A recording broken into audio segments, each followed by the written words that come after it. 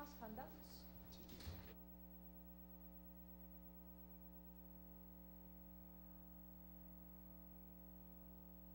Ok, entonces si quieren empezamos.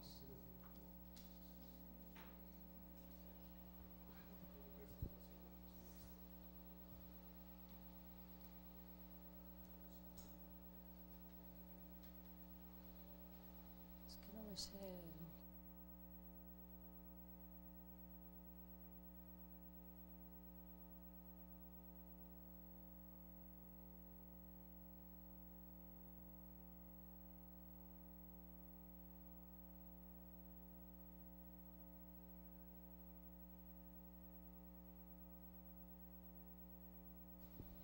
Pues me dan luz verde para cuándo empezamos. Ya. Sí, y yo les voy a enviar de todas maneras por correo este handout, pero ahora pensamos que pues sí sería interesante.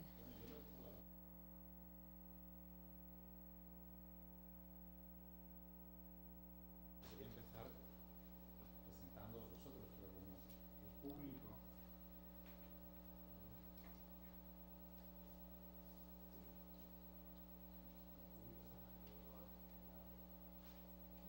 Sí, es que la sesión, como saben, las sesiones aquí van a ser grabadas. David, al final cortamos antes y se quedan un ratito presentándose. Algunas personas si se tienen que ir a las 12, tomemos eso en cuenta. Antes de que, no sé si estamos en YouTube o... Sí. Ah, ya estamos en YouTube. Ah, perdón. Bueno, pues... Déjame solo un instante decir que lo que podemos hacer durante la pausa es hablar... O sea, primero, podéis interrumpirme, yo puedo reformular vuestras preguntas en el micrófono si no se os escucha o si no a través del que está utilizando ahora mismo Atocha. Aunque esté grabado, no os sintáis inhibidos y espero poder hablar con vosotros en la pausa y después, cuando esto acabe, ya fuera de cámara. Dicho esto, ya podemos proceder con... Muy buenos días a todos ustedes. Para mí es un gusto inaugurar realmente el seminario de epistemología de las ciencias de la salud, en el cual hemos tenido un par de sesiones, pero estamos realmente inaugurando con el curso que nos va a dar el doctor David Teira. Él viene de la UNED en Madrid. El título del curso, como ustedes pueden ver, es Ciencia y Ética en los Mercados Farmacéuticos, Ensayos Clínicos y Tráfico de Enfermedades. Sin más introducción, quisiera pasarle el micrófono al doctor Teira para que nos haga favor de presentarse y, bueno, pues de iniciar. No creo que este micrófono no debo utilizarlo porque se acoplaría. Así que muchísimas gracias, le agradezco mucho a la doctora Atocha Liceda su invitación, a los asistentes y al programa de estancias de investigación de la UNAM, que es el que financia mi estancia aquí, amablemente acogido por el Instituto de Filosofía, el Instituto de Investigaciones Filosóficas, cuya hospitalidad pues, es proverbial dentro del mundo iberoamericano y a mí me toca hoy agradecer y corresponder. Muy bien. Yo soy David Teira, yo soy profesor en la Universidad Nacional de Educación a Distancia, enseño allí filosofía de la ciencia y a lo largo de los últimos 20 años he simultaneado mi trabajo en el ámbito de la filosofía de las ciencias sociales y la filosofía de la medicina, siendo el punto común el uso que se hace de la estadística en ambas disciplinas, es decir, de qué modo la estadística hace más creíbles las proposiciones que puedan presentarnos médicos o científicos sociales. Hoy voy a hablar, y a lo largo de este curso hablaré solamente de medicina, en parte porque es el objeto del seminario, pero también porque en algún sentido es el área más viva de investigación, una de las áreas más vivas de investigación dentro de la filosofía general de las ciencias a lo largo de los últimos 10 años. Entonces lo que voy a hacer a lo largo de esta sesión hoy es presentaros primero, en aproximadamente 45 minutos, una hora, digamos, una panorámica general del curso que trata de, diríamos, ser en algún sentido biográfica, es decir, quiero explicaros cómo llegué yo a estos temas y de qué modo yo llego coincidiendo con su eclosión, al menos en el ámbito europeo y norteamericano, puesto que por supuesto los temas son mucho más antiguos. Y en la segunda parte de la sesión, en lo que sería la hora y media, hora 3/4 restantes después de la pausa, me ocuparé de presentaros los fundamentos estadísticos o probabilísticos de los experimentos médicos de los que nos ocuparemos a lo largo del curso. ¿De acuerdo? Con lo cual, procedo entonces con esta esta presentación panorámica y tengo que recordar no a mis oyentes virtuales, a los que nos siguen desde otras ciudades mexicanas o luego desde internet, que siempre pueden escribirme y plantearme sus dudas, sino a mis oyentes presenciales hoy, que si tenéis cualquier duda o consulta, le podéis levantar la mano y bien con el micrófono, bien yo reformulando la pregunta, la incorporaremos al debate. Hacedlo, por favor, porque si no me vais a tener hablando ante una cámara durante 3 horas y todo el mundo va a pensar que esto es terrorífico. Muy bien, pues este es el correo. Quería ponerlo, al que podéis dirigir, si me estáis viendo desde cualquier pantalla, vuestras consultas, y vosotros también en cualquier momento que no sea el del aula.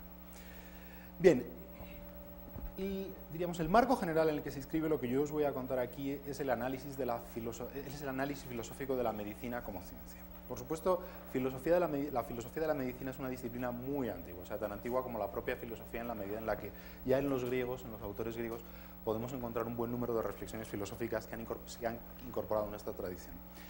Y durante el siglo XX, un buen número de autores clásicos en esta disciplina, en la filosofía, se han ocupado de la medicina, pensad simplemente en Canguilhem, y han sido ampliamente leídos por médicos de todas las especialidades. Hay también toda una tradición de humanismo médico, es decir, de médicos filósofos, muy viva en el ámbito particularmente iberoamericano, aunque normalmente se han solido mover dentro de la tradición continental. Es decir, al menos en España, que es el dominio que mejor conozco, son los epígonos médicos de Heidegger, Husserl y toda la tradición existencial. Pero la parte que a mí me concierne, la corriente en la que yo me inscribo y las que os voy a intentar presentar aquí hoy, es la filosofía de la ciencia tal y como se cultiva en el mundo anglosajón. Y lo que voy a tratar de presentaros aquí es el modo como a lo largo de estos 15 últimos años esta disciplina eclosiona y, diríamos, de un relativo olvido en el que se sumía a lo largo de los años 80 y 90, pasamos al furor que explica que yo estoy aquí dando un curso, puesto que si este tema no fuera de un interés muy general, dudo que yo hubiera recibido jamás la amable invitación del instituto. Pero no es mérito mío, es el mérito de la disciplina. El punto en el que informalmente empezamos a encontrarnos muchos de los que hoy nos dedicamos a la filosofía de la medicina como ciencia es la Philosophy of Medicine Roundtable, que es una serie de coloquios que se inició en la universidad, que se inició en el departamento de Harold Kincaid en Alabama, en Birmingham, Alabama, donde Harold, un filósofo de las ciencias sociales, tenía un estrecho contacto con un buen número de instituciones sanitarias que estaban interesadas en recibir cursos de filosofía, puesto que sus profesionales los demandaban por las razones que un poquito más adelante los explicaré. Y Harold, que es además de un gran filósofo, es una persona muy sociable, lo que pensó es que la mejor forma de atender a esta demanda era atraer a otros filósofos de la ciencia a que hablaran de la medicina, a sabiendas de que no había muchos. Para su sorpresa, lo que ocurrió fue que poco a poco fueron creciendo y lo que empezó siendo un pequeño coloquio local estadounidense se internacionalizó, o sea, empezó a circular, llegó a Europa en el 2009 y desde entonces se celebran años alternos entre Europa y Estados Unidos y esperamos poder contar también pronto con África y Asia entre nuestros destinos. Esta es la Philosophy of Medicine Roundtable, cuyo blog, cuya página informal podéis encontrar aquí. El próximo coloquio será este próximo verano en Toronto. Y es aquí donde podéis encontrar a buena parte de los que hoy hacen filosofía de la medicina como ciencia.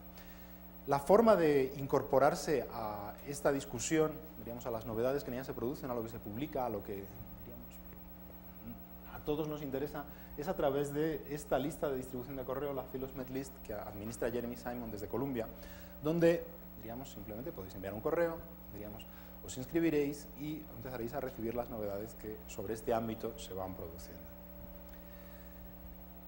Lo que empezó siendo, como os digo, un pequeño coloquio local que fue poco a poco internacionalizándose, ha evolucionado en apenas unos pocos años en un mundo de grandes proyectos de investigación, al menos en Europa, con una financiación muy poderosa por parte de instituciones como el AHRC, el Consejo de Investigación de Artes y Humanidades británicos, o el Consejo de Investigación Europeo, o incluso grandes corporaciones locales como es este Research Council noruego.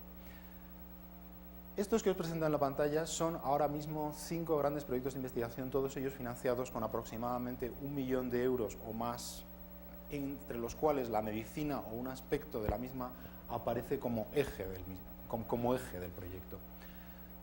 El EBM Plus Consortium es el consorcio dedicado a la medicina basada en la prueba, la medicina basada en la evidencia.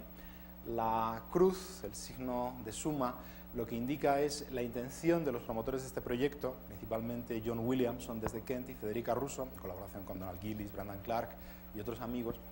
Estos filósofos lo que pretenden es, diríamos, incorporar a esta idea médica de una jerarquía de la evidencia, diríamos, de una forma de organización de los datos médicos que les permita a los profesionales discernir cuál es la calidad de los datos a la hora de decidir si la evidencia de la que disponen es creíble o no. Lo que este proyecto persigue es incorporar a la evaluación puramente estadística de la evidencia aspectos causales. Quieren conjugar, diríamos, en la evaluación de la evidencia, la fiabilidad estadística con la fiabilidad causal. Ese añadido causal es lo que explicaría el signo de suma dentro del título del proyecto. En Múnich, Bárbara Simani tiene un gran contrato con la Unión Europea dedicada a la filosofía de la farmacología. Y lo que pretende, diríamos, es tratar de utilizar herramientas filosóficas, en particular la teoría bayesiana de la confirmación, para intentar desde ella analizar, diríamos, cómo deben los profesionales de la sanidad enfrentarse al problema de la seguridad farmacéutica, diríamos, a la seguridad de los medicamentos que han de autorizarse para uso en los mercados sanitarios del mundo. Desde Oslo, Rani Lillanjum y Stephen Manford han desarrollado este proyecto Cause Health, en lo que intentan es revisar cuáles son las teorías de la causalidad que ahora mismo se están manejando en medicina, tratando de incorporar la suya propia, una teoría disposicionista de la causalidad, y haciendo ver cuáles serían las consecuencias de esta incorporación para la práctica médica. Y ya, diríamos, con aspectos más generales, diríamos, con propósitos más generales, pero con episodios médicos muy concretos, tenéis este proyecto de Jan Sprengen en Tilburg, financiado tanto por las autoridades holandesas como por las europeas, en el que se pretende extender la inferencia bayesiana al conjunto de la ciencia, dedicando especial atención a cómo el bayesianismo podría utilizarse en el análisis de la prueba médica.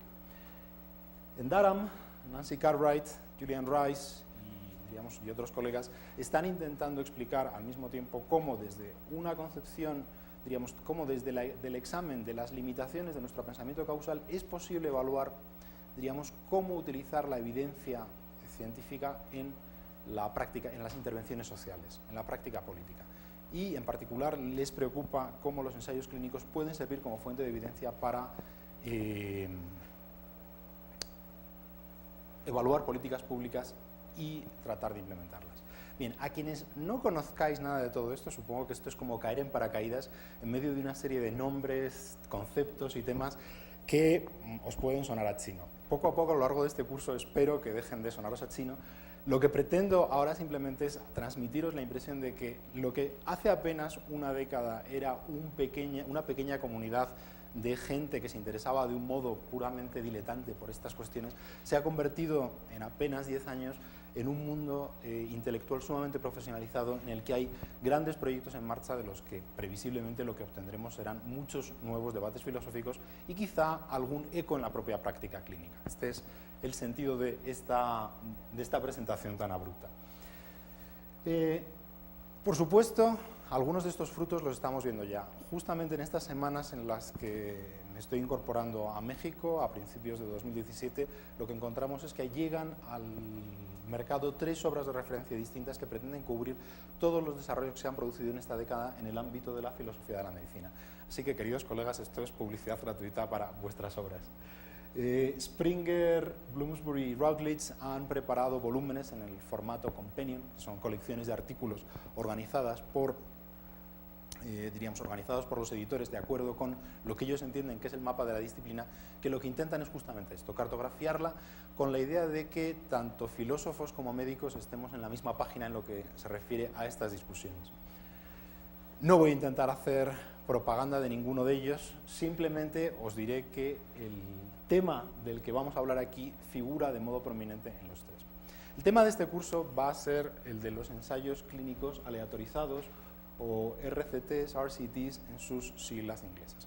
Y este formato de experimentos médicos va a ser el que nos ocupe a lo largo de las próximas 6-7 sesiones intentando verlos desde múltiples ángulos y tratando de haceros ver de qué modo la filosofía puede servirnos, no ya solo para comprenderlos, sino también para criticarlos y eventualmente intentar mejorarlos.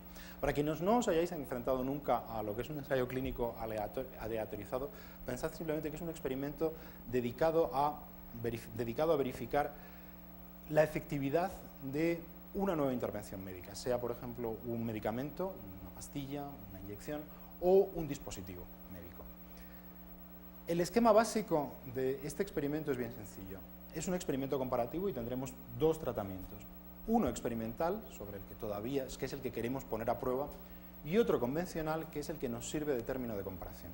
Y lo que vamos a hacer en un ensayo clínico es administrar estos dos tratamientos a una serie de pacientes, verificar cuál es su efecto en ambos grupos y tratar de ver si las diferencias que se observan entre ambos grupos nos dicen algo acerca de la efectividad y seguridad de nuestro medicamento experimental frente a los que ya estamos utilizando. Y sobre la base, diríamos, de este experimento, los médicos y autoridades sanitarias habrán de decidir cuál es el que usan en, diríamos, su futura práctica clínica. Este va a ser el objeto del curso y, como os podréis imaginar, es uno de los temas favoritos en cualquiera de los tres volúmenes que os acabo de mencionar. Podría deciros que esta es una comunidad todavía muy grande, pero ya simplemente con lo que estáis viendo en la pantalla os podéis imaginar que no. Es decir, en 2 de los 3 volúmenes el tema lo cubre mi amigo y colega Jeremy Howick, que también interviene en el tercero haciendo haciendo eso sí otro artículo. En el de Routledge es donde el tema está tratado con mayor extensión y dedicación, y ahí es donde yo mismo tengo un artículo como revelación de mis propios conflictos de intereses. Pero sirva esto simplemente para deciros que el debate que os voy a tratar de presentaros aquí es uno de los debates centrales dentro de esta disciplina. Es decir, hasta qué punto los experimentos médicos realizados a través de ensayos clínicos aleatorizados nos proporcionan pruebas fiables ha sido una de las cuestiones candentes del debate entre médicos y filósofos, por razones que yo creo que, no sé los médicos, pero los filósofos podréis ver fácilmente, si no de inmediato. Porque si a un filósofo de la ciencia le empiezas a pedir que te explique cuáles son sus obsesiones, qué conceptos son los que realmente, a qué conceptos les dedica sus horas, uno de los que con más facilidad saldrá es el del análisis causal. Es decir, establecer relaciones causales. ¿Cómo lo logramos? ¿Qué evidencia tenemos de ello? Y aquí en la sala tenemos algunos muy notables especialistas en estas cuestiones.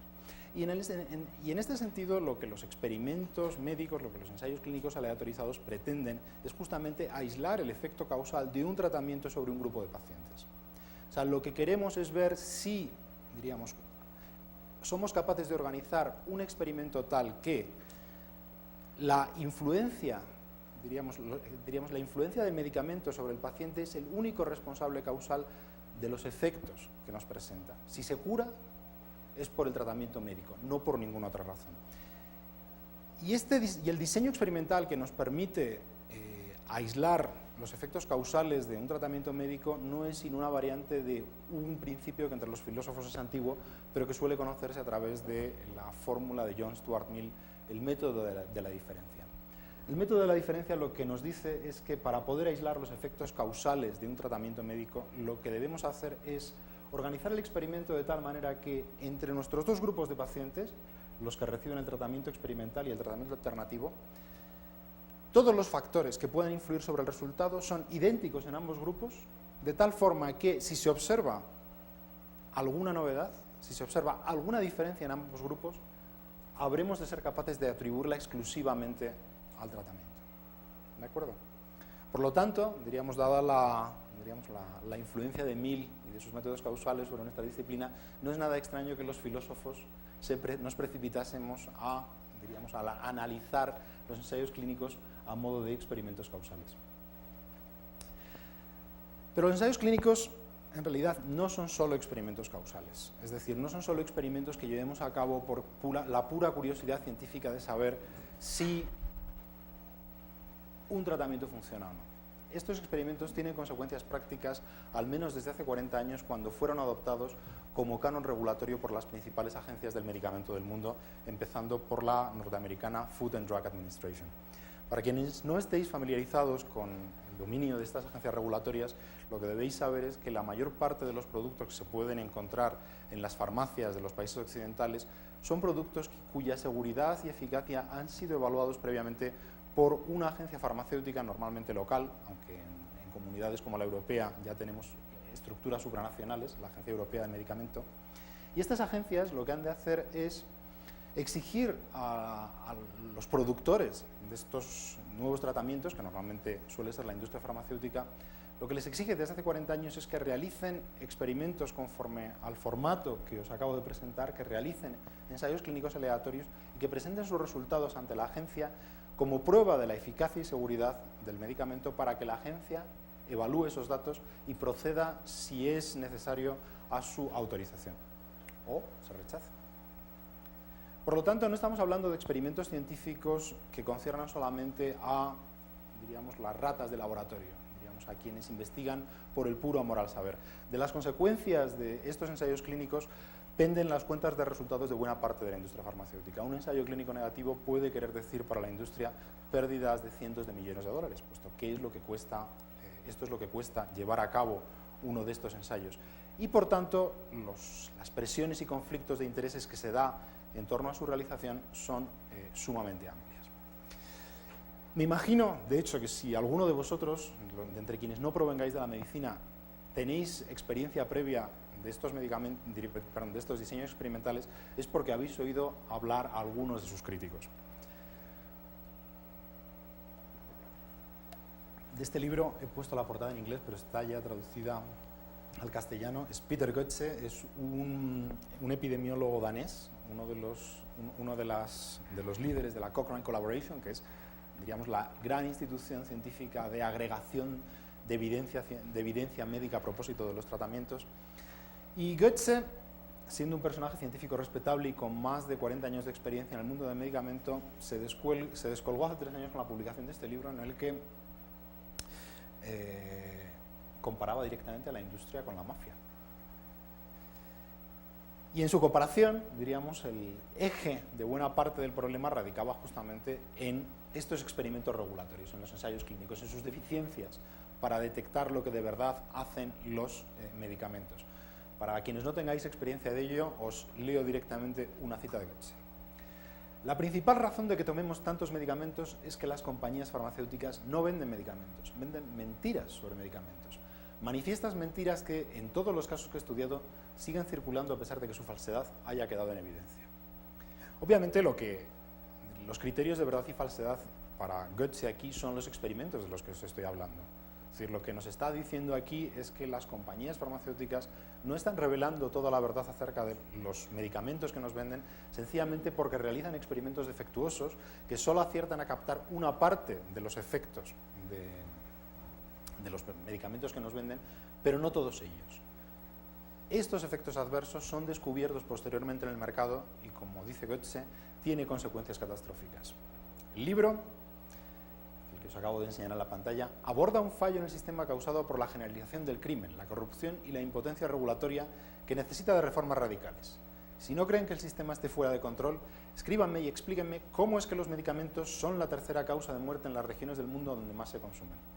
Y el dato no es un dato inventado. O sea, Goetze aquí lo que está haciendo es sencillamente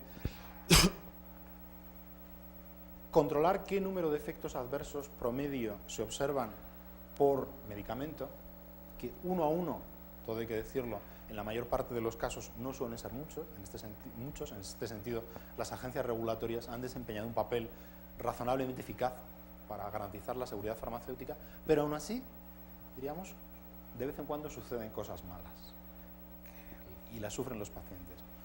Y gota a gota, digamos, sumando medicamento a medicamento, si empezamos a sumar todos los ingresos hospitalarios que se producen por reacciones adversas a un tratamiento, lo que nos encontramos es que son un número desproporcionado que en países como los estadounidenses alcanza, alcanza a ser la tercera causa de muerte. Por lo tanto, desde el punto de vista de Goetze, los ensayos clínicos que estamos realizando son ensayos clínicos condicionados por los intereses farmacéuticos, que lo saben, según su propia opinión. Las autoridades regulatorias, como la FDA norteamericana, la Agencia Europea del Medicamento, no le ponen coto a estos diseños, y los que sufren las consecuencias de que estos experimentos estén tan mal diseñados son los pacientes que han de sufrir aleatoriamente los efectos adversos que produce su administración. En ese sentido, para Goetze, los ensayos clínicos como experimentos regulatorios serían manifiestamente mejorables. Y es aquí donde, diríamos, los filósofos de la ciencia podrían plantearse hacer una contribución útil. Se habla a lo largo de los últimos 10 años de hacer una filosofía de la ciencia socialmente más relevante, y buena parte de los proyectos de los que he hablado y a los que luego volveremos, diríamos, se presentan ante sus promotores, diríamos, ante las agencias que los financian, con la idea de que su contribución no va a ser meramente especulativa. Lo que estos proyectos van a hacer es dar claves a los científicos para que organicen su investigación de un modo que tenga una mayor relevancia práctica. Esta semana pasada estaba en un coloquio organizado en Múnich por uno de estos proyectos, gracias a mi colega Bárbara Osimani, en la que justamente se pretendía esto, que reguladores farmacéuticos, bioestadísticos y filósofos, diríamos, nos juntásemos a discutir cómo arreglar este estado de cosas, es decir, de qué manera se podría garantizar mejor, qué tipo de diseños experimentales, qué tipo de evidencia protegería mejor la seguridad de nuestros consumidores. Y en algún sentido, diríamos, los filósofos tenemos respuestas cuando nos dicen los ensayos clínicos fallan. Y una respuesta muy común, o al menos muy compartida, prácticamente ya un consenso entre los filósofos de la causalidad, es que los ensayos clínicos no son todo lo poderosos que los farmacólogos y la profesión médica en general creen. Es decir, para los médicos, los ensayos clínicos son el método de inferencia causal por excelencia. Si tú quieres averiguar cómo funciona un medicamento, no hay evidencia más poderosa que la que te pueda proporcionar un ensayo clínico. Los ensayos clínicos estarían en la cumbre de la jerarquía de la evidencia. Y esto sería así porque por cualquier otra forma de enfrentarnos a la evidencia causal que aparece en la práctica clínica sería inferior.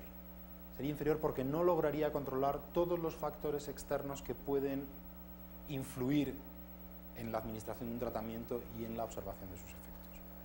Pues bien, este dogma de la profesión médica, el dogma que, diríamos, funda la medicina basada en la evidencia, ha sido puesto sistemáticamente en cuestión estas 2 últimas décadas por muchos de mis colegas, que lo que sostienen es que no hay tal cosa como un método que en cualquier circunstancia te pueda proporcionar la mejor evidencia causal. La mayor parte de mis colegas, esto es cierto, la mayor parte de mis colegas sostienen que hemos de ser pluralistas y que, dependiendo de las circunstancias, la evidencia observacional, los registros y otras formas de experimentación no controlada pueden ser tan eficaces como los ensayos clínicos a la hora de juzgar los efectos de un medicamento. Y algunos de ellos son todavía más radicales hasta el punto, o sea, como mis colegas de Oslo, hasta el punto de afirmar que la propia concepción de la causalidad, el empirismo típico de la filosofía anglosajona está equivocada y que lo que habríamos de hacer aquí es adoptar concepciones radicalmente diferentes de la causalidad, un tanto lejanas todavía de la práctica clínica, pero que ellos sostienen la mejoraría. Por lo tanto, la primera respuesta al problema de los defectos de los ensayos clínicos como experimentos regulatorios no es extraño que esto suceda. Estamos pidiéndoles demasiado a estos ensayos cuando, si se trata de evaluar la inferencia causal, tenemos diseños alternativos que podrían funcionarnos mucho mejor. Deberíamos probarlos. Deberíamos, en vez de una jerarquía de la evidencia, abogar por un pluralismo causal. ¿De acuerdo? Esto sería la primera respuesta filosófica ante la intuición de que los ensayos clínicos fallan. Pero hay más, porque los ensayos clínicos no son un diseño experimental elaborado en abstracto, son un diseño experimental que pivota, como veremos en la segunda parte de esta sesión, sobre una concepción particular de la probabilidad. De hecho, buena parte de su éxito se basa justamente en el uso tan sistemático que hace de la inferencia estadística para no solamente diseñarlo, sino para interpretar sus conclusiones. No son experimentos que te dicen si algo funciona o no, te lo dicen asociándoles una cifra que nos permite en algún sentido evaluar la fiabilidad del resultado. Y esta cifra normalmente está basada, como veremos en la segunda parte, en una concepción particular de la probabilidad, el frecuentismo. En la segunda parte nos extenderemos, dentro de esta misma mañana, en qué consiste esa concepción, pero baste ahora con decir que los frecuentistas han perdido el favor de buena parte de la filosofía de la ciencia, que ha evolucionado hacia una concepción alternativa, el bayesianismo, de la que también nos ocuparemos, y desde esta concepción alternativa no es extraño que los ensayos clínicos fallen, puesto que las medidas estadísticas que utilizan para evaluar los efectos de los medicamentos serían epistémicamente defectuosas. Y esto, que suena muy pomposo dicho así, en la segunda parte se entenderá algo mejor qué quiero decir con ello. Por tanto, desde el punto de vista de la filosofía de la ciencia, los ensayos clínicos son un diseño experimental que, pese a su importancia regulatoria, estaría sobrevalorado por la profesión médica, y estaría sobrevalorado tanto por la concepción de la causalidad sobre la que pivotan, como por los métodos estadísticos de los que se sirven para cimentar sus conclusiones. O sea, desde el punto de vista de la mayor parte de mis colegas con los que estaba en Múnich esta semana pasada, lo que ocurre con los ensayos clínicos es sencillamente que están metodológicamente equivocados. Los médicos estarían presos de concepciones, concepciones de la causalidad y la probabilidad que los filósofos de la ciencia ya habríamos superado. Por lo tanto, sería nuestro deber intelectual el actualizar la perspectiva de nuestros colegas médicos con todo esto que los filósofos sabemos y ellos no. Esto, por supuesto, suena un poco arrogante, y una de las cosas que yo creo que espero, que debiéramos hacer en este curso es ver hasta qué punto la arrogancia del filósofo dirigiéndose a los médicos está justificada. Es decir, hasta qué punto nuestros principios metodológicos son tan útiles en la práctica clínica como los filósofos creemos que son. ¿De acuerdo? Pero este era el ambiente que captaba hace apenas una semana dentro de este debate. Pero, obviamente, los filósofos no hemos sido los únicos que nos hemos interesado por los ensayos clínicos. O sea, los ensayos clínicos son objeto de interés para historiadores, sociólogos de la ciencia y para toda una disciplina ahora mismo emergente que son los estudios farmacéuticos, los pharmaceutical studies, cuya primera compilación, editada por Sergio Sismondo y Jeremy Green, ha aparecido también este año pasado. Es decir, no solamente los filósofos estamos empezando a ocuparnos de la medicina y en particular de los ensayos clínicos, sino que en otras disciplinas vecinas se están ocupando de ellos con idéntico interés. Y claro, la perspectiva que ellos nos ofrecen es un tanto distinta. Pensad, por ejemplo, en los historiadores de la estadística, de los que nos ocuparemos un poco más adelante en la segunda sesión del curso. Hay toda una concepción de referencia entre historiadores, incluso en algunos científicos sociales que les leen, que es la que nos dice que la estadística no ha sido adoptada en nuestras democracias occidentales simplemente porque pensemos que, nosotros los occidentales, que la estadística es una forma de conocimiento superior cuando se trata de analizar los datos. No. Para los historiadores, siguiendo la estela de este libro de Ted Porter, La confianza en los números, esta confianza que hemos puesto en Occidente en la estadística no vendría de su superioridad epistémica, vendría de la presión democrática para que los servidores públicos, los funcionarios, los políticos, den cuenta de sus resultados ante sus electores. Un funcionario público ha de rendir cuentas. Y cuando se trata de rendir cuentas, sostiene Porter, en las democracias occidentales los electores hemos preferido, en la mayor parte de los países, que estas cuentas se nos presenten numéricamente, sirviéndose de informes estadísticos. Y la razón de que los electores en las democracias occidentales apreciemos tanto los números es porque nos parecen imparciales. Mientras que si trajésemos a un experto para que nos dijese cómo van las cosas, podríamos sospechar que el experto está contaminado por sus propios intereses, que el suyo es un juicio subjetivo y preso de sus propios prejuicios. La estadística, frente al juicio experto, sería un valor neutro. Y por tanto, el político que sea capaz de servirse de la estadística para presentar conclusiones es alguien que diríamos, habrá de recibir el favor de sus electores, será premiado con los votos y, por tanto, esto explicaría, digamos, esta preferencia de los electores, que la estadística se haya impuesto a lo largo y ancho del mundo occidental como forma de rendición de cuentas democrática. Y esto sería, según algunos historiadores de la estadística, de la medicina, como el difunto Harry Marks, lo que habría sucedido con los ensayos clínicos. Digamos, la profesión médica a lo largo de los siglos ha experimentado. Y ha experimentado de muchos modos y maneras, a veces sirviéndose de números y a veces no, a veces utilizando controles y a veces sin ellos. Lo que distinguiría a la experimentación médica de la segunda parte del siglo XX es justamente el que ha explotado el razonamiento estadístico por su apariencia de imparcialidad, puesto que un ensayo clínico lo que nos permitiría sería garantizar que las conclusiones que podemos alcanzar sobre la eficacia de un medicamento son neutrales respecto a los intereses de sus patrocinadores. Estamos hablando de experimentos en los que se juega mucho dinero. Las farmacéuticas, y esto cuando uno llega a México, lo primero que se sorprende es por ver lo fácil que es comprar aquí medicamentos. Las farmacéuticas invierten mucho en publicidad, no solamente hacia los pacientes, como sucede en Estados Unidos, sino también respecto a los médicos. Las farmacéuticas quieren persuadirles de las virtudes de sus productos.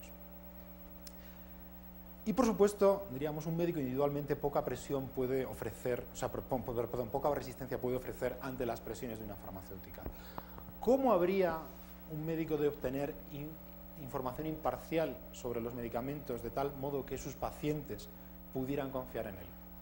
Bueno, podría hacerlo si utiliza técnicas estadísticas. Y de entre todas las técnicas estadísticas a nuestra disposición, los ensayos clínicos parecían a mitad del siglo pasado como el canon que habría de proporcionar al médico información imparcial respecto a lo que puede hacer un medicamento.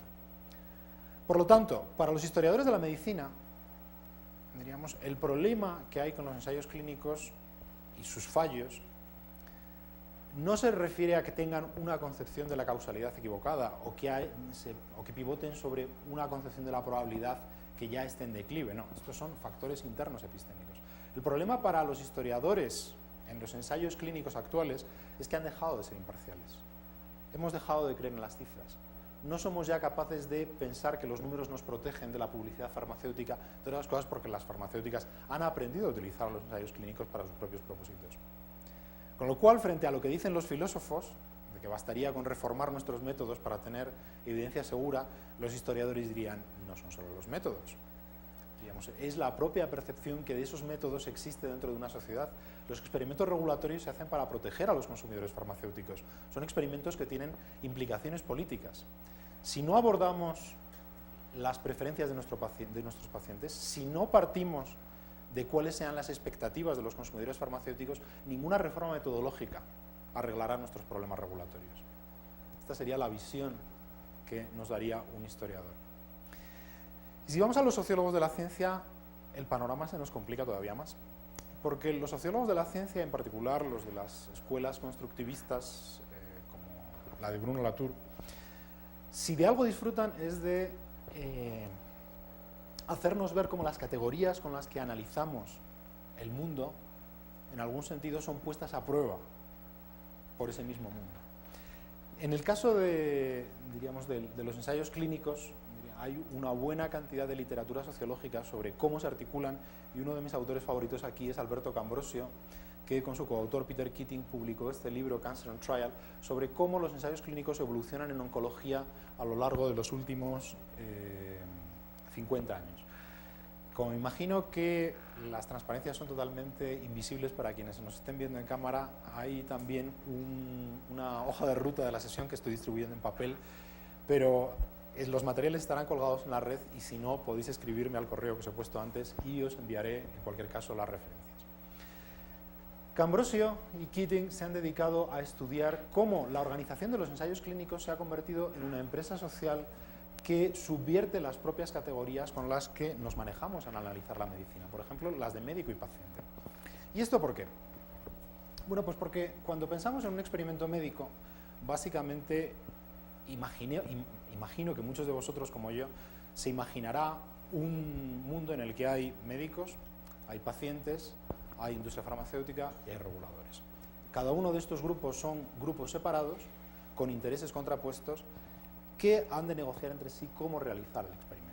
Pero la última palabra sobre el experimento la tienen los médicos, puesto que son la parte científica del asunto. La última palabra sobre, diríamos, el tratamiento la tiene el paciente, que es el que decide si se lo toma o no. La última palabra sobre qué producto va al mercado la tienen las farmacéuticas, que son las que se juegan el dinero para llevar la investigación al punto de producir un tratamiento viable. Bueno, lo que Keating y Ambrosio analizan en este libro es cómo, en realidad, estas categorías se nos desdibujan. Hoy en día, desde hace ya 20 o 30 años, los pacientes se han organizado en asociaciones que no solamente movilizan los recursos necesarios para presionar a la industria para que desarrolle los medicamentos que más les interesa, sino que muy a menudo entran en discusión con las propias farmacéuticas, con los médicos y con los reguladores para decidir cuáles son las variables que se tienen que estudiar. ¿Cómo afecta desde su percepción como paciente, cómo afecta su percepción como paciente a los tratamientos en los que se ha de invertir y cómo esta percepción ha de ser tenida en cuenta a la hora de organizar los experimentos? Si vais a Estados Unidos a asociaciones como Friends of Cancer, es muy difícil saber, me decía Ambrosio hace 15 días en Exeter, a qué se corresponde esto. ¿Es una asociación de pacientes? ¿Es una ONG? ¿Es un lobby, un grupo de presión al servicio de unos intereses? ¿Los intereses de estos pacientes son intereses que representan a todos los pacientes o solo los que están allí asociados? ¿Son intereses autónomos en el sentido de que sale de su propia capacidad financiera el movilizar sus campañas, o están parcialmente cooptados por la industria que les cofinancia? Cuando hablamos de pacientes que son capaces de decidir qué se investiga, cómo se experimenta y qué es lo que se ha de prescribir, ¿es este el paciente que todos tenemos en la cabeza? Pues lo que Ambrosio nos muestra es cómo el instrumento de presión del que se han servido estas asociaciones de pacientes para poder llevar adelante buena parte de sus campañas es justamente el de los ensayos clínicos. Porque en los ensayos clínicos del cáncer se recluta a muy pocos pacientes. Solo se deciden a participar en experimentos médicos, en oncología, aquellos pacientes más desesperados. La inmensa mayoría de los pacientes le tienen tanto miedo al cáncer que si hay un tratamiento que les ofrezca una mínima seguridad de que va a funcionar, se evita el ensayo clínico. Solo un 5% de ellos normalmente. Esto quiere decir que ese 5% de pacientes que se enrola en un ensayo clínico tiene una extraordinaria capacidad de presión, puesto que para poder hacer experimentos sobre una enfermedad tan compleja como el cáncer necesitamos miles de pacientes. Y en la medida en la que estos pacientes sean capaces de organizarse dentro de un ensayo clínico, dejarán de estar en las manos inocentes e indefensas del médico. No, podrán negociar las condiciones en las que se incorporan. Y por lo tanto, las categorías con las que analizamos el mundo farmacéutico, el de médicos y pacientes, en particular, habrían quedado subvertidas por la nueva realidad de los ensayos clínicos. Por lo tanto, para un sociólogo de la ciencia, si hay un problema con los ensayos clínicos, no es que el método esté mal, que la causalidad que se intenta aislar se comprenda deficientemente. No es tampoco un problema de lo que los electores quieran cuando se trata de analizar una institución regulatoria, si prefieren estadística a otro tipo de datos. No, para un sociólogo el problema que hay con los ensayos clínicos es que nuestro propio concepto de enfermedad está cambiando. Y no es nada fácil aislarlo, porque está cambiando en un proceso en el que no solamente los médicos deciden qué se considera enfermedad, sino cada vez en muchas más áreas y con mucho más peso son los pacientes los que lo están haciendo, con el favor y a veces en contra de la industria farmacéutica. Los ensayos clínicos para un sociólogo dejan de funcionar en la medida en la que no son capaces de captar las complejidades de la realidad a la que se enfrentan. Por lo tanto, en estos 15 últimos minutos lo que os presento es cómo un diseño experimental aparentemente muy simple, un diseño comparativo en el que administramos dos tratamientos y vemos cuál es mejor, en la medida en la que se usa como canon regulatorio del mundo farmacéutico, admite una multiplicidad de análisis. Y si no estáis muy cargados de perjuicios profesionales, como espero que no estéis, yo creo que la mayor parte de vosotros me concederá que no es fácil decir cuáles de las tres comunidades que os he presentado aquí tienen razón sobre lo que está sucediendo con los ensayos clínicos. Y ni tan siquiera son todas las comunidades relevantes, puesto que no he hablado aquí de farmacólogos, bioestadísticos y los profesionales que hoy en día realmente los están llevando a cabo. Aquí hablo simplemente de la filosofía y sus disciplinas vecinas.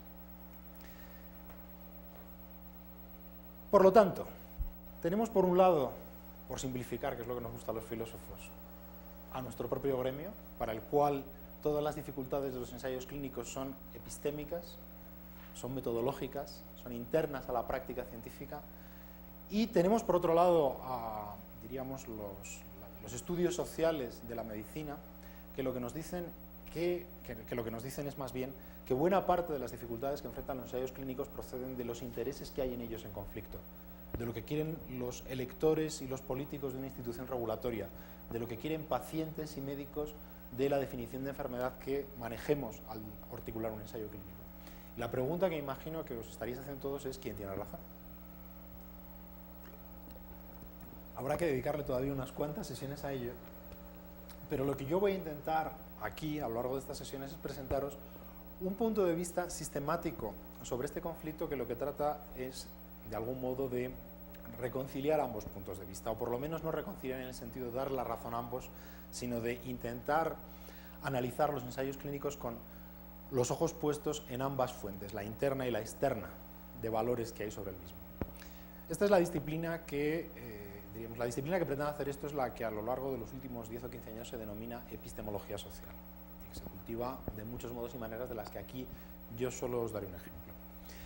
El punto de vista que, en mi opinión, es el que hemos de adoptar al analizar lo que sean los ensayos clínicos es el del conflicto de intereses constitutivo que hay en su realización. Puesto que lo que los experimentos que aquí vamos a abordar, lo que los ensayos clínicos hacen es tratar de discernir cuál sea el verdadero efecto de un medicamento en un contexto en el que los distintos participantes en el experimento tienen intereses en conflicto acerca de su resultado. Los pacientes, por ejemplo, lo que quieren es medicamentos que funcionen, pero que lleguen rápidamente al mercado. Es decir, para la mayor parte de los pacientes, y esto lo podemos ver hoy con mucha actualidad en Estados Unidos, las agencias regulatorias demoran en exceso el acceso a las terapias experimentales. Esto les estaría costando sus vidas, o al menos su bienestar. Los pacientes, por lo tanto, quieren un acceso rápido dentro de que se les garantice su seguridad. Las farmacéuticas quieren igualmente un acceso rápido al mercado, pero por razones que son totalmente financieras. Es decir, cuanto antes llegue el medicamento al mercado, más años de vida de la patente van a poder explotar y más beneficios irán a su cuenta de resultados. Con lo cual, comparten con los pacientes ese interés por la rapidez, aunque a las farmacéuticas la cuestión de la seguridad, si es que Goethe tiene razón, no les preocupa tanto como a los propios afectados. Los médicos, diríamos, lo que no quieren es tener que tomar esa decisión ellos. Los médicos no quieren normalmente decidir si un medicamento funciona o no, porque si toman la decisión serán responsables de ella y pueden ser demandados, con unos costes de litigación muy altos. Los seguros médicos estadounidenses son un producto financiero realmente complejo, puesto que se puede litigar con un médico por malas prácticas desde muchos puntos de vista. Por lo tanto, los médicos, en la mayor parte de los casos, desde luego en Estados Unidos esto es así, pero en buena parte en Europa empieza a serlo también, lo que no quieren es tomar una decisión sobre qué es lo que es mejor para un paciente sin un respaldo de una autoridad superior que les diga, que les avale en su prescripción. Y los reguladores farmacéuticos lo que tienen es que tomar estas tres posturas y tratar de reconciliarlas de tal manera que no parezca que favorezcan los intereses de una parte sobre las otras, que no protejan en exceso a los médicos, que no protejan en exceso a las farmacéuticas o que no protejan, como a veces dicen las propias farmacéuticas, en exceso a los propios pacientes. Y este es el conflicto de intereses constitutivo de los ensayos clínicos como experimentos regulatorios. ¿Cómo acceder a la verdad de un medicamento cuando todas las partes interesadas en el resultado del experimento tienen visiones opuestas, quieren cosas distintas de semejante test? Aquí, diríamos, filosóficamente, de nuevo, hay tres posturas generales. La primera es la de, si hay intereses en conflicto, no se puede acceder a la verdad. Esta es la posición más clásica en filosofía de la ciencia y que en mi caso particular la experimenté con John Worrall en Londres un filósofo de la London School of Economics, a quien cuando le conté mi proyecto de tesis, que era justamente el tratar de ver hasta qué punto estos intereses podían ser superados, me dijo: no vas a ninguna parte. O sea, si no supones que los experimentadores son por defecto imparciales, no vas a poder llegar a nada. O la imparcialidad se les supone por defecto a los científicos, o no habrá forma de que ellos accedan a la verdad. Esta es la posición clásica en filosofía de la ciencia, pero también en sociología. Es la tesis de Merton, de Robert Merton, sobre, diríamos, la ética de las comunidades científicas. Una segunda posición que vemos cada vez más en auge dentro de la filosofía de la ciencia, en particular entre aquellos que diríamos que son devotos de las epistemologías del punto de vista, como puede ser, por ejemplo, el feminismo, es: puesto que hay valores en conflicto, simplemente elijamos nuestros valores. Diríamos, elijamos cuáles son los valores que ha de promover un experimento y tratemos de organizar el experimento en función de estos valores. Y aquí, diríamos, la causa de los buenos es obviamente la de los pacientes. Aunque aquí la situación se empieza a complicar rápidamente en la medida en la que ves que los pacientes no quieren una sola cosa. Es decir, los pacientes, o sea, se ha criticado, por ejemplo, la realización de los ensayos clínicos desde el punto de vista de género. Hay muy pocas mujeres. Desde el punto de vista de raza, o sea, hay demasiados blancos. Desde el punto de vista de la pobreza, o sea, la mayor parte de los pacientes que participan en ensayos clínicos son o bien pacientes sin recursos en países pobres o pacientes profesionales en los países ricos, pero que son pobres y cobran por participar en el experimento. Con lo cual, si uno se pone a intentar discernir cuáles son los valores a los que tiene que servir un ensayo clínico, no es tampoco tan obvio. Pero esta sería la segunda posición. Puesto que hay valores, escojamos los nuestros y tratemos de defenderlos. La tercera posición, que será la que yo trate de defender sistemáticamente a partir de ahora, en este curso, es: bueno, supuesto que hay valores e intereses en conflicto, ¿desde qué punto de vista podría un experimento médico, como es un ensayo clínico, garantizarnos su imparcialidad? O sea, ¿cómo podemos diseñar el experimento de tal manera que se nos asegure que es neutral respecto a todos estos intereses? De tal manera que los participantes y, por supuesto, el público pueda aceptar sus resultados sin acusarnos de sesgos. Yo aquí voy a intentar defender, diríamos poco a poco, gradualmente, paso a paso, las siguientes intuiciones. La primera es una concepción, las siguientes intuiciones que dan forma a lo que denominamos una concepción contractualista de la experimentación. La primera intuición que os voy a defender es que un experimento es imparcial en la medida en la que incorpora controles que impidan a los participantes explotar esos experimentos en su propio interés, hacer trampas, manipular el resultado. Es decir, en la medida en la que un experimento está diseñado de tal modo que tú no puedas influir en el resultado, podremos decir que ese experimento es imparcial. Y a lo largo del curso intentaré explicaros con más detalle en qué consiste esta concepción de la imparcialidad. Hemos de distinguir la imparcialidad de la verdad. Normalmente, para quienes se obsesionan con la inferencia causal, lo que hace de un experimento algo bueno es que nos dice la verdad sobre un medicamento. O sea, tú lo único que quieres saber de un experimento es si el experimento te ha dicho si el medicamento funciona o no. Lo que yo voy a intentar mostrar es que para poder llegar a la verdad sobre un medicamento es necesaria la imparcialidad. Es decir, si nuestros experimentos no son imparciales, dicen, no podremos llegar a la verdad sobre un medicamento. Y en la medida en la que los experimentos sean imparciales, maximizamos la probabilidad de que esa verdad aparezca en sucesivas repeticiones del experimento, en un sentido que os iré detallando poco a poco. Pero es importante desde un punto de vista intelectual hacer ver que la imparcialidad no es lo mismo que la verdad, pero en algún sentido es una condición que le sirve. Y lo que voy a defender finalmente es que la imparcialidad tiene también un sentido práctico. Es decir, que la imparcialidad es justamente la precondición para que socialmente un experimento resulte aceptable. Si tú crees que un experimento está sesgado a favor de los intereses de una de las partes en conflicto, las otras partes se van a negar a aceptarlo, porque está trucado. El experimento no hace más que confirmar lo que una de las partes ya sabía.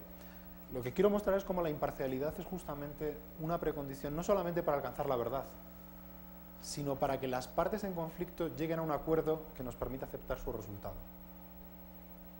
y este sería el punto de vista que, digamos, con la inspiración de mi colega en Madrid, Jesús Zamora, a quien Juan Carlos conoce aquí, hemos intentado desarrollar.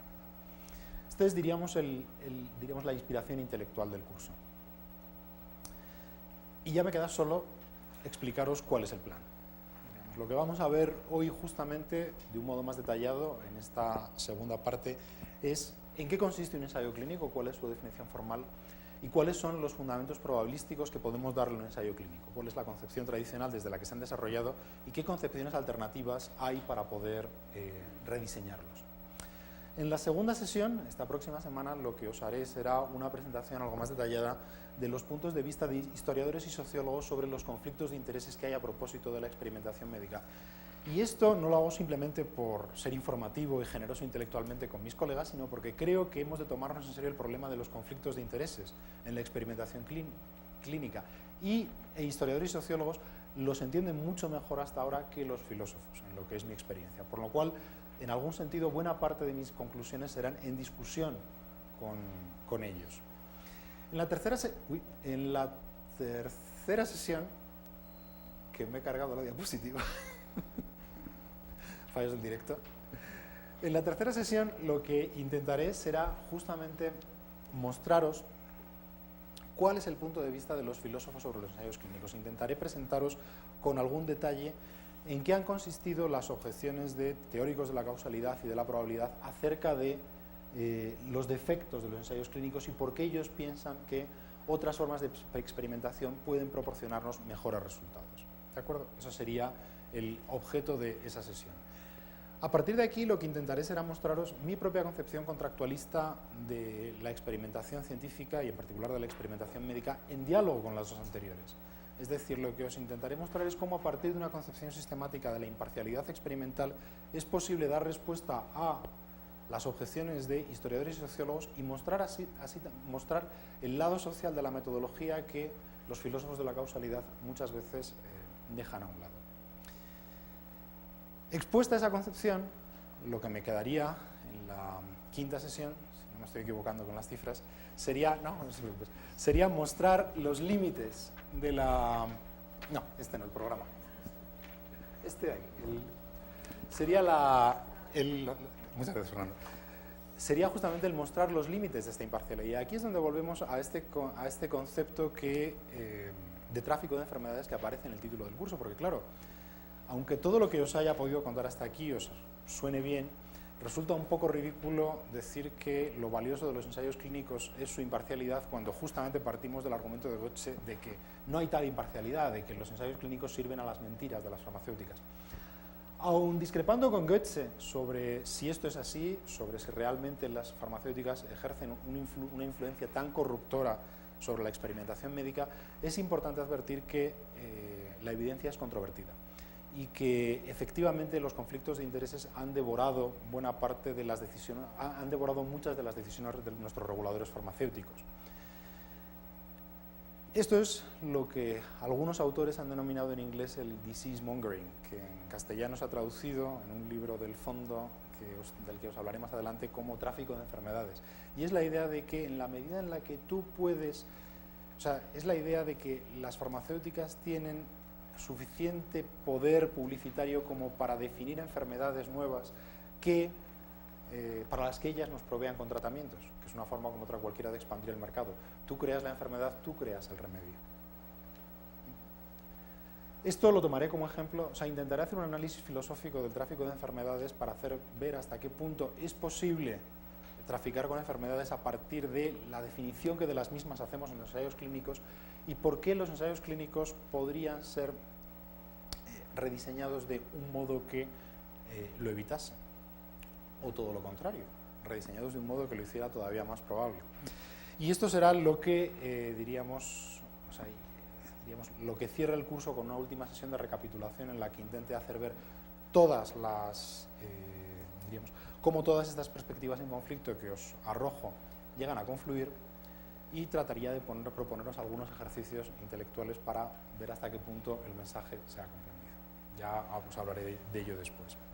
Sí debo advertiros, y por eso habéis visto antes a Obama, siempre es agradable verle, sobre todo estos días, una de sus grandes últimas decisiones regulatorias, que justamente es la que crea en algún sentido las condiciones para este curso, puesto que el curso va a hablar durante buena parte de las sesiones de lo que ha sido el canon sobre la experimentación médica de los últimos 50 años, desde que en 1960 la Food and Drug Administration estadounidense adopta los ensayos clínicos aleatorizados como medida de eficacia farmacéutica. Esto crea la industria de los ensayos clínicos y crea todos los debates de los que hemos hablado hasta hoy. El pasado mes de diciembre, de un modo totalmente sorpresivo, provocado en buena parte por la victoria de Trump, la ley había estado en discusión durante más de un año sin ningún acuerdo, Obama firma, gracias al consenso de demócratas y republicanos, la Ley de Tratamientos para el siglo XXI, la 21st Century Cures Act, que es un texto legislativo enorme de más de 1000 páginas en el que se reforma el conjunto de la investigación biomédica norteamericana, la financiación, las instituciones que han de financiarlo, el régimen en el que han de hacerlo. Pero, en un capítulo nada central, nos dicen también que la Food and Drug Administration ha de cambiar el canon regulatorio del que se ha servido hasta ahora, que ya no ha de servir solamente de ensayos clínicos como estos que os voy a presentar a partir de la sesión siguiente, en apenas 15 minutos, sino que va a poder introducir las alternativas que yo os voy a presentar, los ensayos clínicos bayesianos, y que va a poder servirse de un montón de fuentes de evidencia hasta ahora inéditas, en particular de los registros electrónicos. Hay una enorme presión regulatoria para que, va a haber una enorme presión regulatoria para que la Food and Drug Administration se sirva de todas las bases de datos médicas que se están generando y que se van a generar dentro del ámbito estadounidense para, a partir de esas bases de datos, extraer información sobre la seguridad y eficacia de los medicamentos sobre las que se pueda legislar su entrada o no en un mercado. Los filósofos debiéramos estar de enhorabuena. El pluralismo metodológico ha ganado. Es decir, si los ensayos clínicos eran defectuosos, ahora lo vamos a saber muy bien, puesto que vamos a poder probar un montón de fuentes de evidencia completamente distintas. Sin embargo, los críticos de la industria farmacéutica están horrorizados. Y a lo largo del 2017, la Food and Drug Administration tiene que establecer cuáles son los criterios, las guidelines, que habrán de presidir el uso de toda esta experimentación, el uso de todas estas nuevas fuentes de evidencia. Con lo cual, la discusión que vamos a tener aquí a lo largo de estas próximas semanas puede serviros como plataforma para seguir todas las discusiones que vamos a tener en el mundo del medicamento estadounidense a lo largo de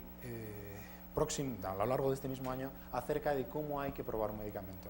Y las consecuencias van a ser devastadoras. Una de las cosas que puede suceder es que si ahora mismo todas las agencias de medicamento del mundo viven de los experimentos que se presentan ante la FDA, si la FDA adopta este cambio de paradigma en la experimentación, ¿la Agencia Europea del Medicamento va a hacer lo mismo o va a adecuarse al viejo estándar de los ensayos clínicos?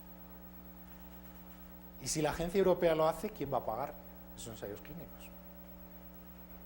¿Los vamos a pagar los contribuyentes europeos, ya que la agencia norteamericana no se los exige a sus farmacéuticas? En fin, el panorama es de una complejidad fascinante, por lo cual simplemente os quiero advertir que, con independencia de que nada de lo que yo os diga aquí sirva de mucho, sí puede servir al menos para que sigáis este debate en primera persona, puesto que de este debate va a depender todo lo que será la seguridad farmacéutica en nuestro futuro inmediato. O sea, la experiencia de ir a una farmacia, tomarte algo y esperar una cosa u otra sobre lo que te pueda ocurrir. Bien, pues esta era la primera parte de la sesión, que veo que ha llegado en hora, y lo que creo que antes de hacer una pausa sería bueno poder hacer alguna pregunta que me alivie de esta sensación de monólogo que...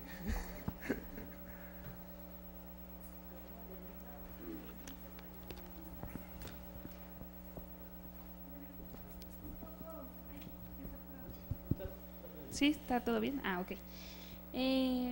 Bueno, desde el principio había notado yo aquí una pregunta, y viene bien con lo último que nos estás diciendo de Obama y de Estados Unidos y de Europa.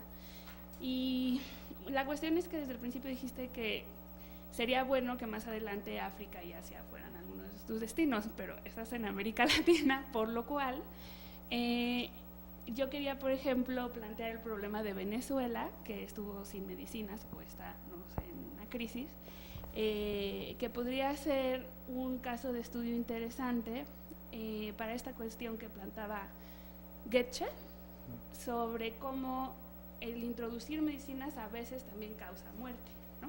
Entonces aquí tenemos una situación en la que por ausencia de medicinas podemos experimentar qué ocurre cuando no están, incluso cuando ya está el concepto de enfermedad, antes de que ocurra el desastre de que ya no hay electricidad y otras cosas, ¿no?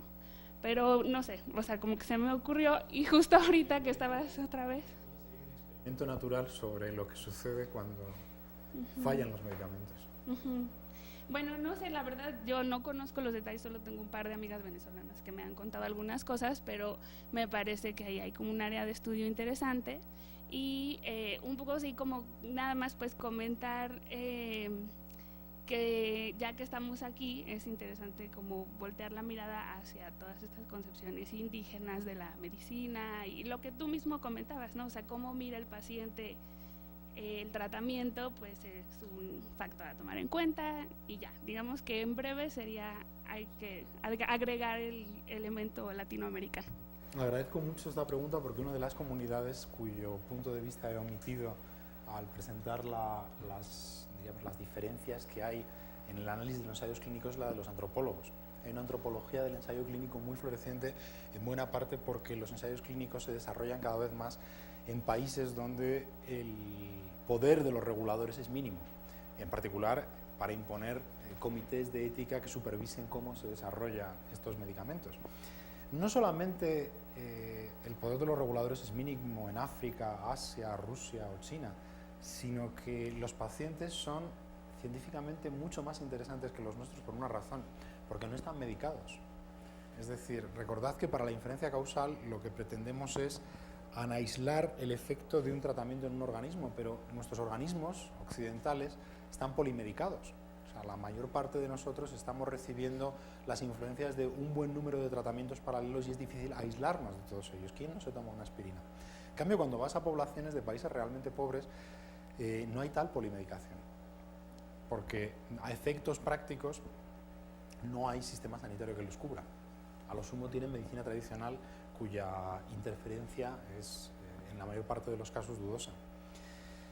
Los antropólogos lo que han intentado es hacernos ver justamente para qué tipo de paciente estamos experimentando y si las conclusiones que alcanzamos sobre ese tipo de pacientes son extrapolables a los nuestros, o si el tipo de medicinas que están desarrollando las farmacéuticas pensando en poblaciones como las nuestras son utilizables a lo largo y ancho del planeta. O sea, lo que ha sucedido en Venezuela es justamente un caso interesante porque pasamos de un mundo farmacéutico perfectamente estructurado, es decir, un país rico, un país petrolero, a un país en el que por fallos del mercado las farmacéuticas dejan de abastecer. La cuestión que tú estás planteando es, ¿y no tendríamos aquí, diríamos, el material para un estudio epidemiológico que nos dijera algo sobre la eficacia de los medicamentos? Eso sería, por ejemplo, una forma de verlo. Otra forma de verlo es, ¿qué pasa en un mercado cuando falla la regulación?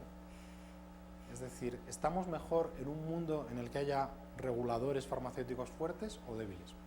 En África, diríamos, la mayor parte de los medicamentos que se venden en los países pobres de África son medicamentos falsos, pero falsos que ningún paciente puede discriminar de los verdaderos, porque una característica definitoria del producto farmacéutico es que un paciente por sí solo no puede decidir si el medicamento le funciona o no. No basta con tomárselo. No basta ni siquiera con ir al farmacéutico y que te diga cuál es el principio activo que hay allí, en qué composición, en qué dosis. Sin una autoridad regulatoria, diríamos, las fronteras entre el medicamento verdadero y el falso medicamento se desdibujan por completo. Y lo que hace la población para medicarse entra dentro del ámbito de la superstición más salvaje. Pero de esto os hablaré un poco más adelante dentro del curso, simplemente para haceros ver que necesitamos un regulador, por razones que no tienen solamente que ver con la seguridad farmacéutica. Sí, no, nada más, además de toda la complejidad que acaba de decir David Teira, o sea, yo nada más quería aclarar que me lo imaginaba desde el punto de vista causal, de inferencias causales, ¿no? Como en estas propuestas intervencionistas de ver qué ocurre cuando está el factor causal y cuando no está, ¿no? Y más o menos como así lo había pensado yo. Ahora sí. Yo creo que tenemos tiempo para otra pregunta, si no me dejan hacer un comentario. Una pregunta y un comentario general. La pregunta es si en algún momento vas a tocar las diferentes visiones sobre la causalidad, muy en particular cuando mencionaste al grupo de Oslo, dijiste que una de sus propuestas es que, bueno, ellos lo que proponen es otro tipo de causalidad. Enfatizo esto porque somos un grupo muy heterogéneo y uno de los puntos que hemos encontrado en común, no sé si es totalmente consensuado, sin embargo, es el tema de la causalidad. Por otro lado, también quiero enfatizar, este es un comentario, que este grupo, tanto el presencial como el remoto, tiene tanto profesionales de la salud como estudiantes de filosofía de la ciencia, profesionales de la filosofía, tenemos 2 colegas de sociología de la ciencia, y dentro de los estudios que hacen los estudiantes en filosofía de la ciencia es muy variado. Entonces eso hace también que este curso está dirigido no para todo el mundo, pero realmente para un grupo muy heterogéneo, ¿no? Ese es el comentario general. Y por supuesto, en la medida en la que me hagáis demandas, el curso no está cerrado, o sea, iré reelaborando cada sesión. Sí, Natalie. Yo le... Muchas gracias. Yo tengo más que una duda, como una petición, y es que cuando hablaste sobre... El filósofo responde. sobre este grupo de personas, incluyendo las feministas, que intentan diseñar los métodos experimentales en función de valores, ¿no? Me llama mucho la atención también el papel que juegan las agencias regulatorias, pero extragubernamentales, ¿no? Más allá de la FDA y, no sé, por ejemplo, pienso en, que creo que no regula medicamentos, pero la Environmental, sí, la Agencia del Medio Ambiente estadounidense, ¿no?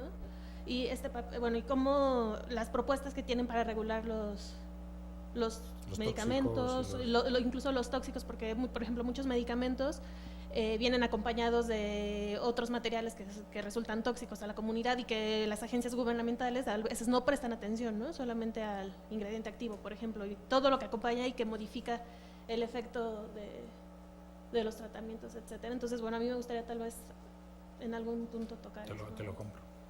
Sí, efectivamente, diríamos, para que quede registrado en la cámara, yo he discutido mucho sobre usos estadísticos, sobre usos de la estadística en economía. En economía, lo que sucede con los usos estadísticos es que es muy difícil encontrar conclusiones que generen consensos.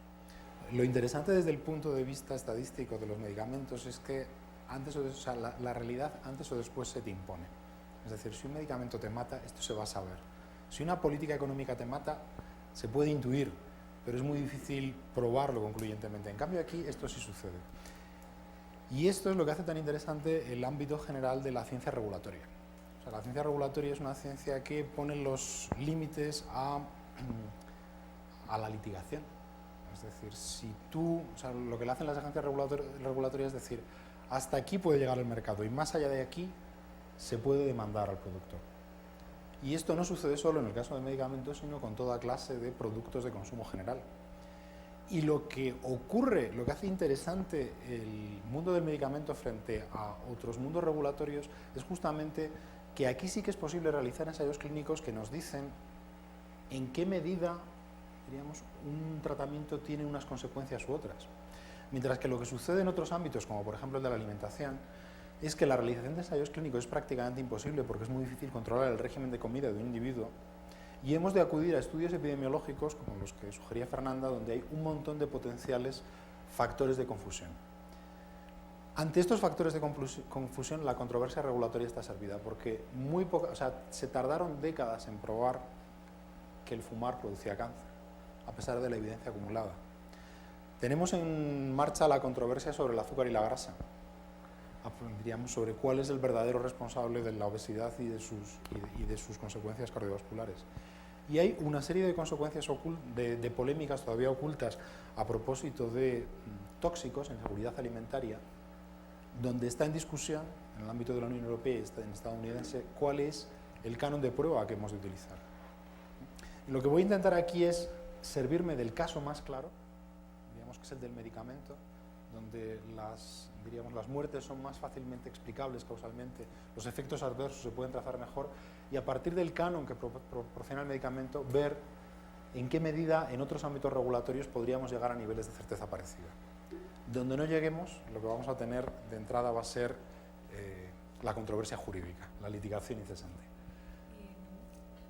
Estaba yo pensando en problemáticas en donde la eficacia también está ligada al problema del valor, o sea, no en medicamentos que te matan o en medicamentos que te curan, pero en psicotrópicos, en donde tú tienes un medicamento que a lo mejor te quita las alucinaciones o te tranquiliza, pero te genera diarrea y te genera temblores, y tienes que elegir entre estas dos situaciones. No hay una situación de cura o de muerte, y entonces allí en realidad hay toda una discusión en relación a la calidad de vida o lo mismo que dicen las personas que toman estos medicamentos, ¿no? O sea, sí me quitan las soluciones, pero me acaba el líbido, ¿no?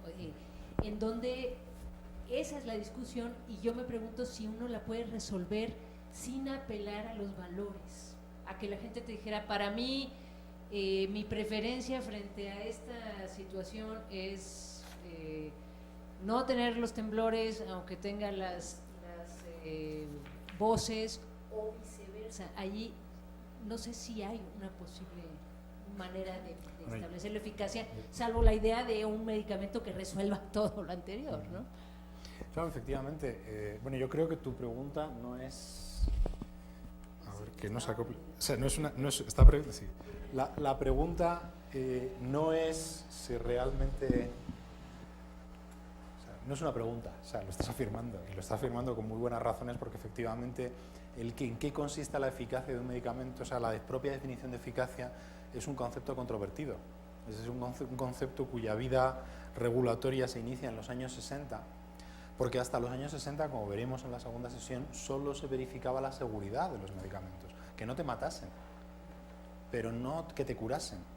Cuando se vincula la seguridad a la eficacia y se pretende definirla una en función de la otra, la eficacia se convierte en un concepto controvertido, puesto que ¿cuál es la variable que ha de medir el resultado de un experimento? ¿No? Como tú dices, el nivel de concentración de una hormona, en el caso de una enfermedad mental, o, diríamos, los síntomas subjetivos del paciente tal y como él los pueda presentar en un cuestionario validado. ¿Cuál de estos dos puntos es el que mide la eficacia causal de un medicamento? Y sobre cuál de ellos ha de decidir el regulador.